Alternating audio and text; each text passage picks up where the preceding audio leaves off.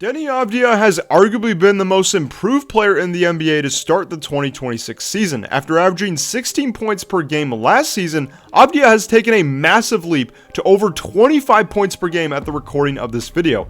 To go along with averaging over 6 rebounds and 4 assists, Deni Avdija is in elite company along with his high efficiency and volume 3-point shooting. With that said, Avdija was drafted just 9th overall in the 2020 NBA draft. So let's take a look at what happened to the 8 players drafted before him and see where their careers have panned out so far in the 2026 season.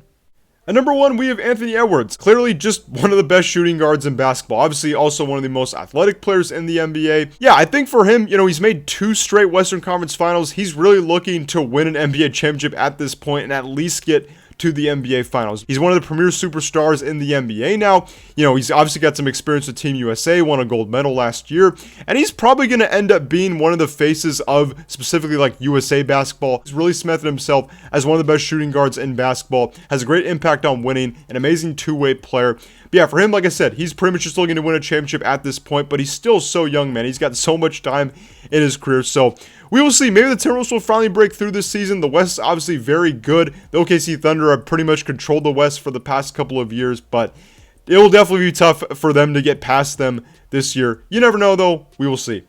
At number 2, we have James Wiseman. He's definitely had an up and down NBA career so far and had his fair share of injuries, but now he's kind of looking to be back in the NBA after recovering from a torn Achilles last season. And he was actually back on the Pacers to start the 2026 season, but he was recently cut. And the Pacers did end up bringing up Mac McClung. That's why they cut James Wiseman. But now Mac McClung, I guess, is back in the G League. He might be on the Windy City Bulls.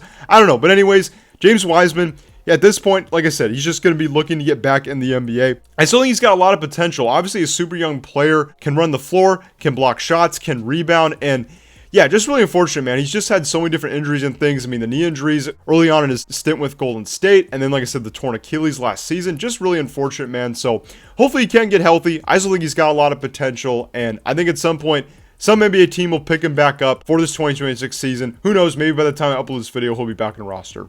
At number 3, we have LaMelo Ball. And look, you guys can see the numbers up on the screen. LaMelo is box office, but question for him, health. Man, he has just had a ton of injuries over the past couple years, specifically with his ankle. And I just don't know really what else I can say. Obviously an amazing playmaker. When he's on the court, the Hornets are obviously a way better basketball team, but he's going to have to be healthy, man. I mean, this roster is built around him. You got 2 secondary scorers in Miles Bridges and Brandon Miller to surround him. You drafted a really good center, Ryan Cockbrenner, in this year's draft. So I think they're really putting together a nice young team around LaMelo, but it obviously all starts with him. He's got to be healthy, but when he is box office, and he is extremely, extremely fun to watch. So hopefully he can stay healthy, and if he can, I think the Hornets can sneak in that play-in this year. We will see. Like I said, though, they got a super talented young roster, but LaMelo, he has to stay healthy.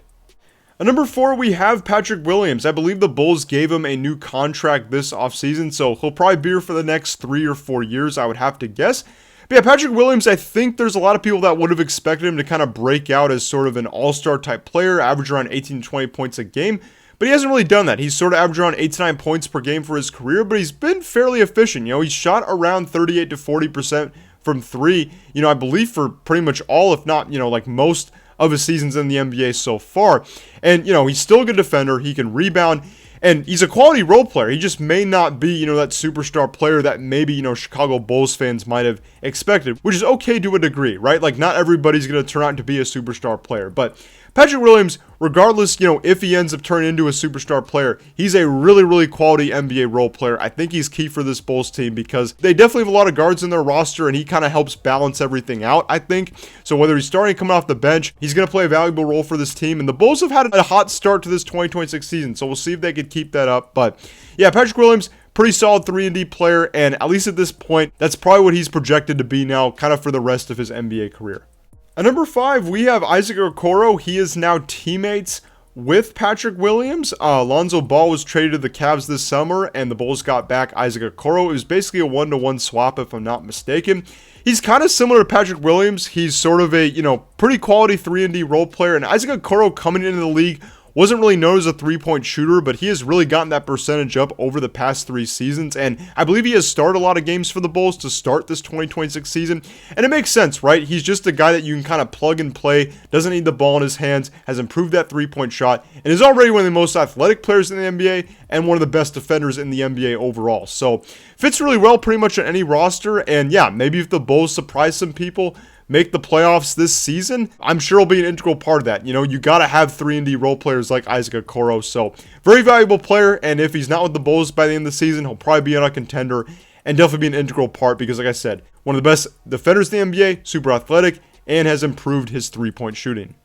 At number 6, we have Onyeka Okongwu. He's really had some opportunity to break out as a player on the Atlanta Hawks. Now with them letting go of Clint Capella this offseason, they did get Kristaps Porzingis, but man, Onyeka Okongwu, he's quite the versatile player, man. He can score, he can now shoot threes, he can rebound, super athletic, can pass.